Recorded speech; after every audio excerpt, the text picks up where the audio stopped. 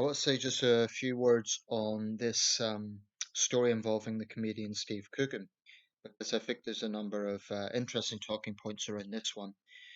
So basically, Steve Coogan, a well-known British comedian, has taken advantage of the government's furlough scheme, which basically means businesses employ workers, but on 80% of the wages due to the social distancing rules, meaning that the workers cannot be employed on a normal basis. So it's sort of, I suppose it's like sick pay in a sense, except the workers aren't sick. It's a government enforced situation. So this involves Steve Coogan's £4 million property. It's a country retreat, I understand, in West Sussex, and he was employing a gardener and a housekeeper um, at this uh, at this facility, this premises. Um, Well, Coogan's come under a lot of heat for this because it's been sort of portrayed as a rich guy taking advantage of a government scheme for, to underpay his staff, basically. Um, let's consider a few facts. Steve Coogan is a very wealthy man. And ironically, he's in a new film called Greed. Um, I've no strong opinions on the man. I've never, like, no strong views on him in general. But the way the pitch that the right wing tabloids are taking this is what a hypocrite. And Piers Morgan laid into him the other day as well because Stephen Coogan has been a famous critic of the tabloid press. He's closely involved with the Hacked Off campaign and he's pretty outspoken about that stuff. But the alleged hypocrisy comes from a statement that he made that he's always earned everything he done. And, like a lot of people in the entertainment industry, he's politically quite left wing.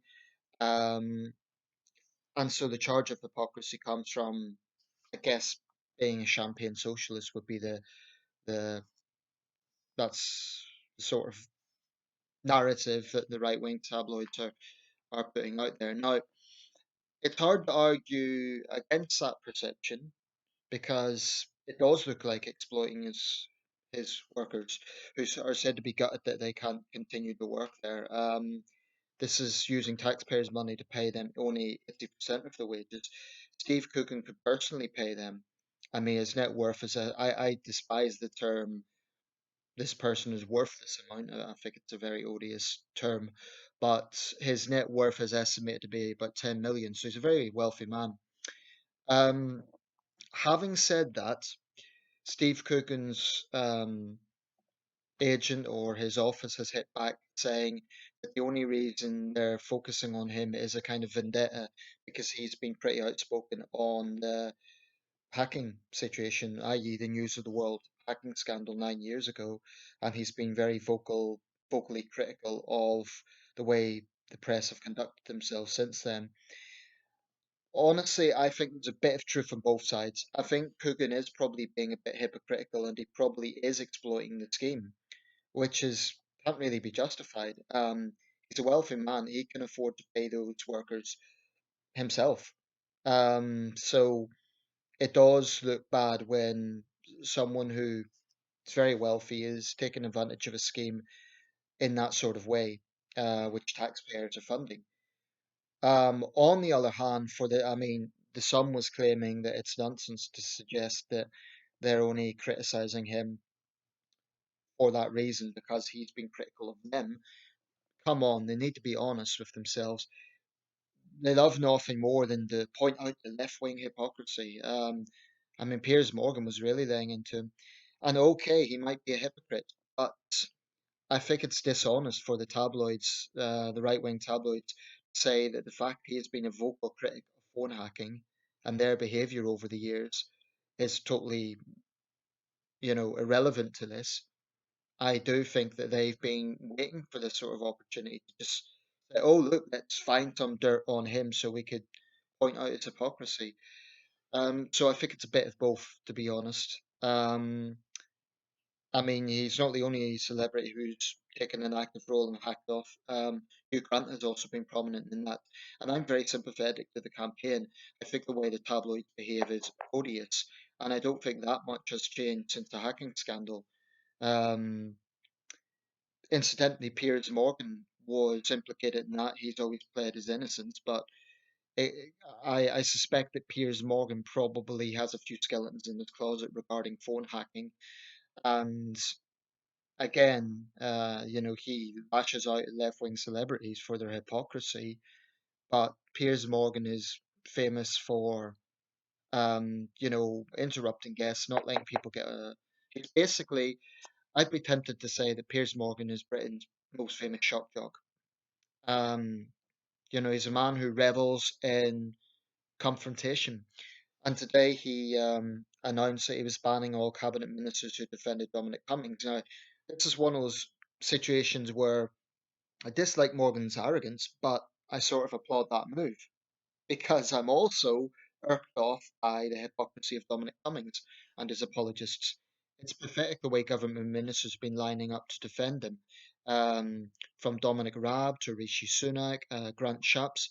They've all been making excuses for Cummings and trying to find little angles where they can work around the justification. The fact of the matter is, any regular person who travelled 250 miles when they had COVID symptoms would be fined, at the very least.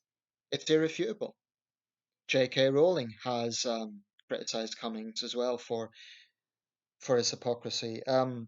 So I sort of applaud Morgan for that move, although it's a populist move. Um, and what does this all come down to?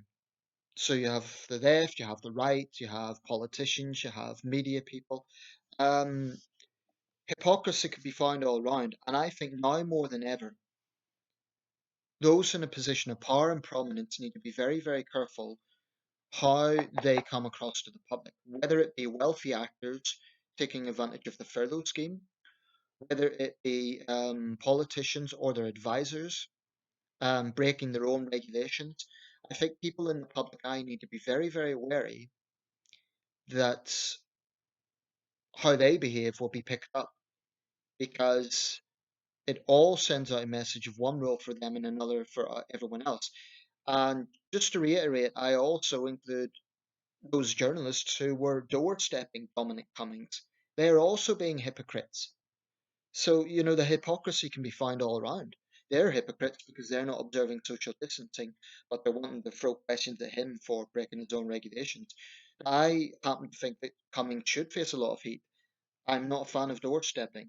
Um, but, really, people need to just be aware that if they're in the public eye, one thing the public will not accept is any perception of double standards. So when someone like Steve Coogan kind of preaches and virtue signals but doesn't play his own staff their full wages and takes advantage of a scheme that it's not technically illegal, he's not breaking any laws, but it's seen as morally dubious, um, that isn't going to go down well. The Tory MP Stephen Bridgen was very critical of that, among others. So basically, what I'm saying is you can find hypocrisy on left and right, but basically anyone in the public eye just needs to be aware of how they come across with this. I would even suggest Piers Morgan's been hypocritical because early in the crisis, he was, really talking down to people who were concerned or raising issues about the lockdown. He said, "Oh, what are you complaining about? You're just being told to go home and watch TV," which of course was a ridiculous oversimplification. It's absolutely not that simple for a lot of people.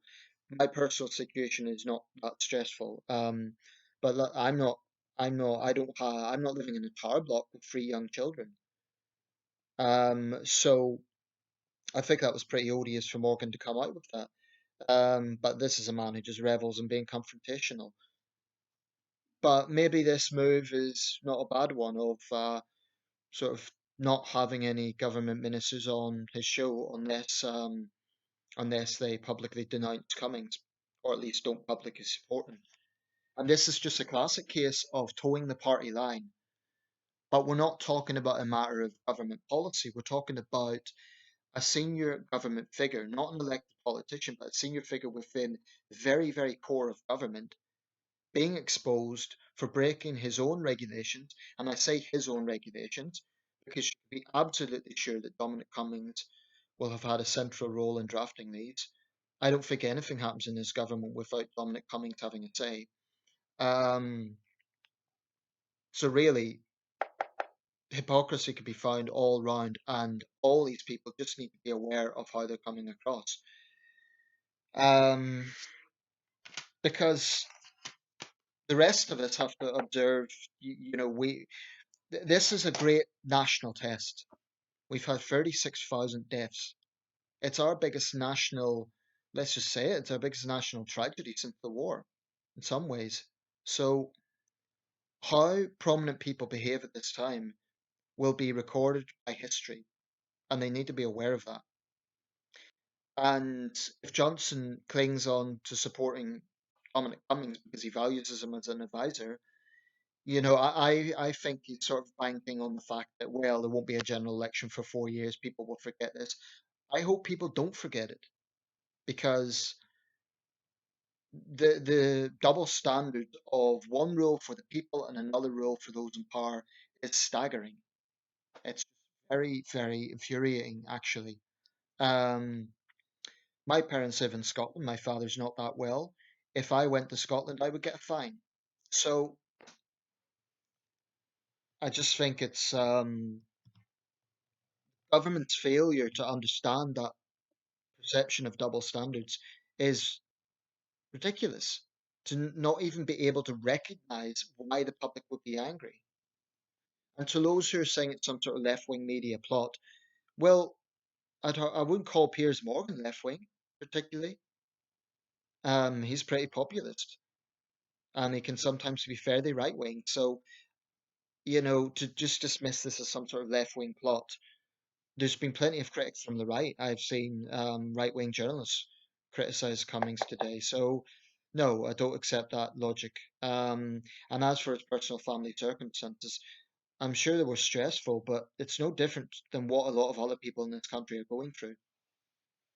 And the rules clearly state if you have COVID symptoms, you have to self isolate, you have to stay in your residence. It clearly states that you cannot travel a long distance.